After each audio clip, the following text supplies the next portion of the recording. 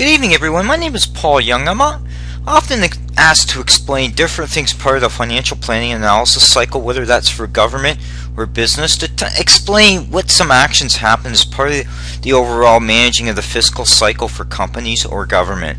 This presentation is to kind of illustrate you what actions can take place as part of getting control of the operations for either government or business.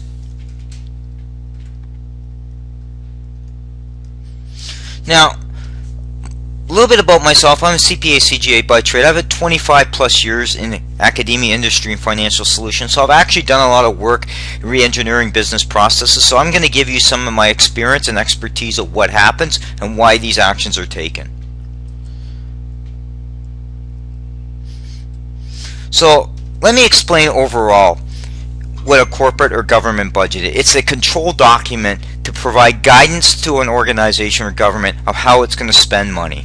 It is basically approved by either the legislation or a board of directors. So it's something to bear in mind that it's a control document. And so you'll always hear about the budget shown on a lot of the financial statements in terms of budget versus actual, because that's what they committed to deliver. And that's their commitment that they went to the street or to the government, to the people of a country, to say what they're going to do in terms of a commitment. What is gap action? Well, technically speaking, what happens is your budget is approved, you have actual results. What you're trying to do is close that gap between your actual and budget. Now, if your actual results are not up to budget, what are you going to do in terms of actions to bring you back in the line to where you thought you're going to hit your plan? That is something that's what happens every period when government or business is looking at their actual results to see how they bring things in line and have to take actions to correct the negative behavior, whether it's with taxation issues, whether it's with spending. They will look at things as a holistic view of how they're going to bring the numbers back in line with budget. Now, I picked on Alberta as an example, but this could easily have been a corporate budget. But basically, there's two different actions that anybody can take, whether it's government or business. They're going to look at ways to raise revenue, to increase their taxation, or increase selling price. That's the first thing they're going to see, if there's ways to get that revenue target up. The second thing they're going to do is they're going to take a holistic view of their assets to see what they can wind down that are unprofitable business, to take them out. They may also sell underperforming assets that are not bringing the return ROI, similar to unprofitable business, but unprofitable business means they're losing money.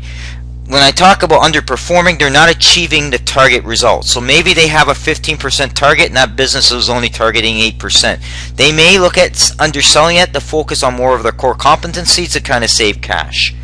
On the operational expense side, what they typically do is they look at possibly downsize. Do we do a headcount reduction? That's one of the first things they do. Second point they'll likely do is freeze wages. Make sure there's no salary increases that go in. They keep control of the payroll costs. That's the same thing with bonuses. They'll cut bonuses back. They could even reduce hours. They could tell stores or locations that you're going to have less hours to work with to keep control of the compensation costs. They may also close and do what we call rationalization of their operations. That's where you see plants, stores closed.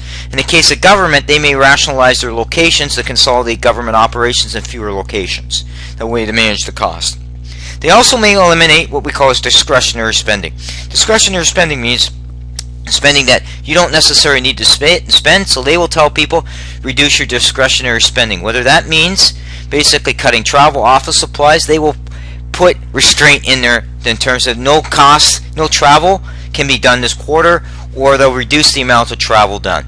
So these are actions that can take place. Some of the things that will impact these actions quickly will be a couple things. One is whether you have union contracts that you can open them up and negotiate them. Second thing is where you are in your fiscal results. If you're closer to the end of the year, a lot of times companies will take write-downs at the end of the year, so they start fresh with a new number. Same with government. They'll try to take a lot of the cuts and hits while they can in terms of managing the cycle. So the key aspect here is when you do gap, you're bringing everything in alignment. So I wanted to give you some examples of how both government works as well as business to understand what implications happen when you have to do gap action. Thank you.